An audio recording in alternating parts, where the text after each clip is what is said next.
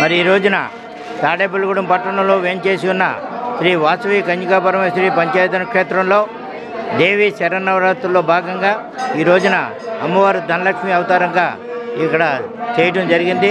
అమ్మవారు అందుకనే పట్టణ ప్రజలందరూ కూడా విచ్చేసి ఈ కార్యక్రమం మేము చేసే ప్రతి కార్యక్రమం కూడా పట్టణ ప్రజలందరూ కూడా సుభిక్షంగా ఉండాలని చెప్పి చేయడం జరుగుతూ ఉన్నాయి. అంతేత అందరూ కూడా ఇక్కడికి విచ్చేసి అమ్మవారిని దర్శించి ఇక్కడ తీర్థప్రసాదాలు స్వీకరించి మమ్మల్ని అందరినీ ఆశీర్వదించగా కోరుతూ ఉన్నాం. ఈ కార్యక్రమాలన్నీ కూడా మరి ఆర్యవైశ్య సంఘం ఆధ్వర్యంలో అలాగే మా గౌరవాధ్యక్షుడు మార వెంకటేశ్వర సారథ్యంలో మరి రోజు కూడా రకరకాల ఇక్కడ వేద పండితులతో 23 మంది వేద పండితులతో ఇవన్నీ చేయడం జరుగుతూ ఉంది. మరి అలాగే సాయంత్రం 5 గంటలకి అష్టోత్తర శత కమల హోమాలు ప్రతిరోజు కూడా 8 గంటలతోటి హోమాలు జరుగుతూ ఉంటాయి.